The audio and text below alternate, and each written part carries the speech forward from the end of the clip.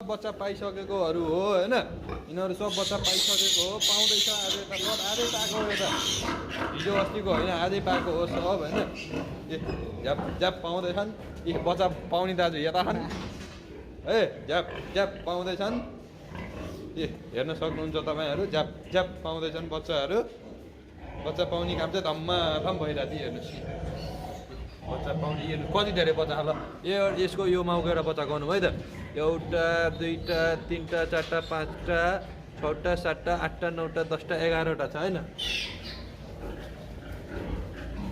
11वटा यसले अझै पाउँछ हैन यसको पनि छ हेर्नुस् बच्चा पाउने काम चाहिँ भइरहेछ यता पनि दुईटा भन्दा पाएको रहन्छ यसले नि पाउने प्रक्रियामा छ हेर्नु पाउने अवस्थामा चाहिँ यसको अब योनी आमाको योनी चाहिँ यस्तो हुन्छ है हेर्नुस् यसरी फुलेर बसेको हुन्छ यो भन्न नपर्ला हजुरहरूलाई थाहा होला यो बुङ्गुर सम्बन्धी बुङ्गुरमा इच्छा राख्नु हुनेलाई चाहिँ थाहा होला यो हैन यस्तो कुराहरू चाहिँ सबैलाई चाहिँ थाहा नहुन नि सक्छ थाहा नहुनेले पनि हेर्दा हुन्छ यो दुईटा बच्चा पाइसकेको छ हैन अहिलेसम्म चाहिँ अब यसपछि फेरि पाउला यसले नपाउला भन्न सकिन्न पाउला भनेर पनि भन्न सकिन्न एक्ज्याक्टली ठ्याक्कै चाहिँ भन्न सकिन्न नपाउन नि सक्छ पाउन नि सक्छ पाउने काम चाहिँ झट्टै भइरहेछ अनि हाम्रो भइरहेको छ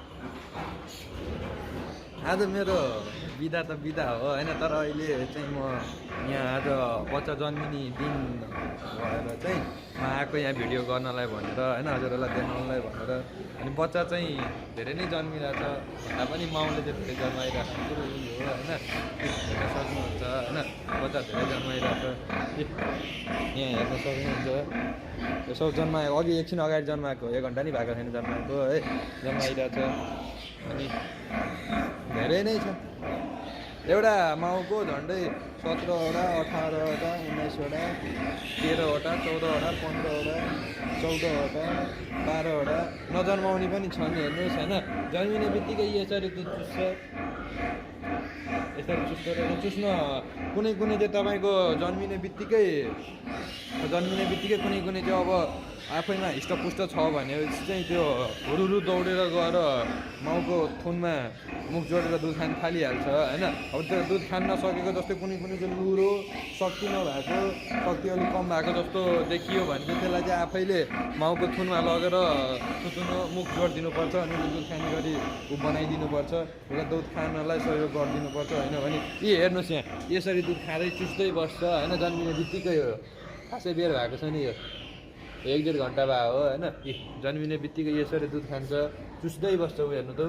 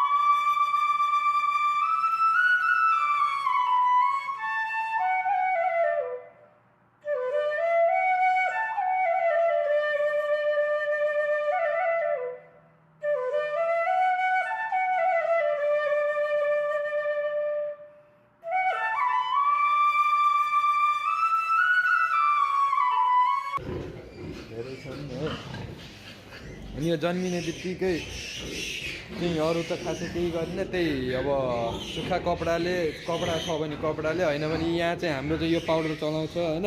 यो पाउडर चलाउँछ, यो पाउडर लाएर जिउ भएर पुछिदिने, त्यो पानी रगतहरू लागेको यताउति त्यो सालहरू लागेको सब पुछेर झारिदिनुपर्छ नि, त्यसलाई सुक्खा बनाइदिनु पर्छ नि। सुक्खा बनाइसकेपछि यस्तो यो हुन्छ होइन। यो तातो बनाउने यो भेपर हो, यो भेपर हो होइन।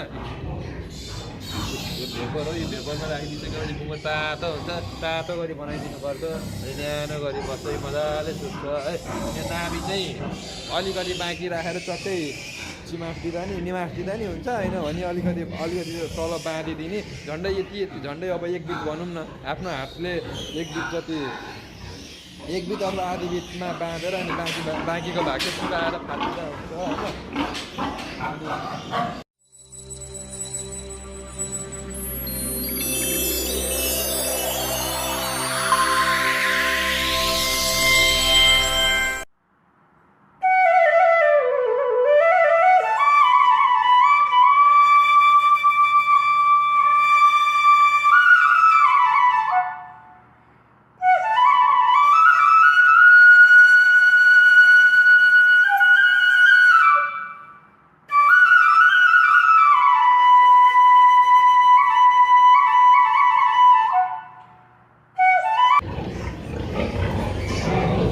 यिनीहरू हो बच्चा हो है। यिनीहरू बच्चा जन्मिसके बच्चा भर्खर एकछिन अगाडि जन्मेको।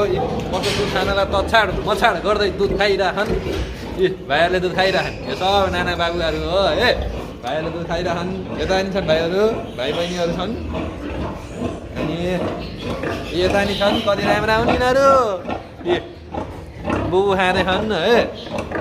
यस्तै भइरहेको छ यो बच्चा जन्मिने काम चाहिँ भइरहेको छ, जन्मिरहेको छ होइन। यता नि भर्खरै जन्मिसक्यो हुन् यिनीहरू, जन्माउँदैछ। यता पनि जन्मिरहन्, भइसकेको छैन।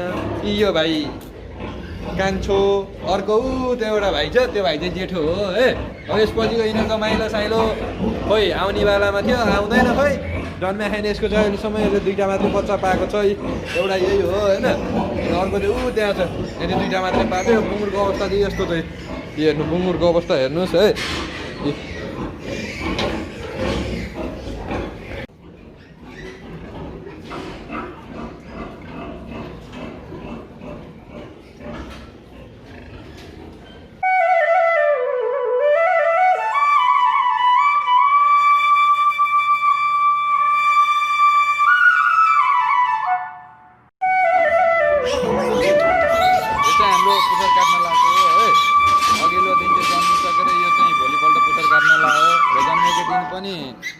काट्न सकिन्छ 1-1.5 घन्टापछि।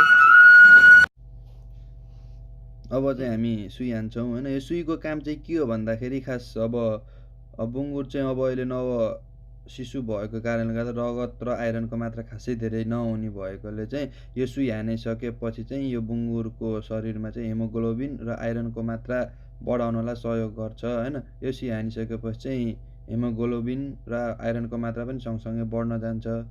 त्यति हो। त्यो चिनो चाहिँ के गरे होला भनेर ढाडा मलम लगाएको सोच्नु भयो होला, त्यो चाहिँ नि चिनो लगाएर चाहिँ राखेको हो है।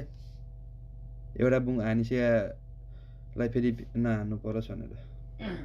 यो अब चाहिँ बुङ्गुरको पुच्छर काट्न लगाएको हो है। पुच्छर काट्दाखेरि चाहिँ त्यो यो चाहिँ नाभि काटेको हो। अनि पुच्छर काट्दाखेरि चाहिँ टक्क लगाएर त्यो पछाडिको खुट्टा समातेर टक्क त्यो पुच्छरलाई चाहिँ हल्लिन नदिने गरी बलियो गरी समात्नुपर्छ होइन। अनि त्यो समातेपछि बिस्तारै काट्नुपर्छ, त्यसरी चाहिँ हुन्छ। हो त्यसरी काट्नुपर्छ ट्याक होइन। अनि यो चाहिँ हाम्रो अब यो त्यो पुच्छर काटिसकेपछि त्यहाँ घाउ भएको हुन्छ नि, त्यो घाउमा चाहिँ त्यो झोलमा चुपाल्यो भने चाहिँ त्यो घाउ निको हुन्छ, छिटो निको हुन मद्दत गर्छ होइन। त्यो झोलमा चुपाल्दै राख्नुपर्छ, त्यो पुच्छरलाई चाहिँ त्यहाँ डुबाउँदै निकालेर राख्नुपर्छ। अनि छिटै निको हुन्छ घाउ भएको ठाउँ। यो पनि एक खालको औषधि हो होइन। यो औषधि चाहिँ तपाईँको बुङ्गुरको मुख फट्याएर होइन 1 बुन्द मात्र हालिदिनुपर्छ। 1 थोपा भन्छ नि, हो ठ्याक्कै 1 थोपा मात्रै हाल्नुपर्छ नि। यसको काम चाहिँ के हो भन्दाखेरि बुङ्गुरले खाएको खाना पचाउने र तपाईँलाई छेरपट्टि लाग्नबाट रोक्छ, बचाउँछ। यसले बचाउँछ भन्दा पनि छेरपट्टि लाग्ने झाडा पखाला लाग्नबाट रोक्छ। हैन। र यसले खाएको कुरा चाहिँ पचाउनलाई सहयोग गर्छ यो औषधिले चाहिँ। यसरी हाल्नुपर्छ। हाल्दाखेरि आजको भिडियो चाहिँ हाम्रो यहीँसम्म थियो हैन। अनि अस्तिको भिडियोमा चाहिँ मैले तपाईहरुलाई के चाहिँ भन्दाखेरि चाहिँ त्यो बुङ्गुर हुर्किसकेको बुङ्गुर हप्तै पछि देखाएको थिएँ, हप्तै पछिको देखाएको थिएँ हैन। जस्तै 4 देखि 9 हप्तासम्मको बुङ्गुर देखाएको थिएँ। त्यसलाई चाहिँ हाम्रो यहाँ कोरियामा चाहिँ तपाईको छादोङसा भन्छ। नेपालमा चाहिँ त्यसलाई युवा अवस्थाको केटाकेटी अर्थात् हुर्काउने बुङ्गुर पनि भन्दो रहेछ हैन। अनि यो भिडियोमा चाहिँ मैले तपाईको कस्तो भन्दाखेरि बुङ्गुर अब प्रसुति बुङ्गुर या त गर्भवती बुङ्गुर चाहिँ कसरी जन्माउँछ हैन, आफ्नो बच्चालाई कसरी जन्म दिन्छ र बच्चा जन्मिसकेपछि के गर्दो रहेछ, कसरी गर्दो रहेछ भन्ने सबै कुरा मैले सकेसम्म देखाउन खोजेको छु हैन। हजुरहरूले कतिसम्म चाहिँ लिनुहुन्छ त्यसलाई मैले कतिसम्म देखाउन खोजेँ। त्यति राम्रो त भएको छैन होला। अझ केही कमी कमजोरी छ भने चाहिँ त्यहाँ मुनि कमेन्टमा कमेन्ट गरिदिनु होला हैन। अनि अब आउने भिडियो चाहिँ हाम्रो केमा हुन्छ भन्दाखेरि चाहिँ अब यो दुईटा भिडियो चाहिँ भइसक्यो। अस्ति हुर्काउने बुङ्गुरको पनि देखाएँ र अहिले चाहिँ आजको भिडियोमा चाहिँ तपाईँलाई त्यो बुङ्गुर कसरी जन्माउँछ, बुङ्गुरले आफ्नो बच्चालाई जन्म कसरी दिन्छ र जन्माइसकेपछि के गर्नु पर्दो रहेछ। र यो भिडियोमा चाहिँ हामीले त जन्माइसकेको बुङ्गुरहरूको दानाहरूको जस्तै त्यो पुच्छर काट्ने, केले काटेको थियो, कस्तोले काटेको थियो भन्ने कुराको चाहिँ खासै उसमा गएको छैनौँ हैन।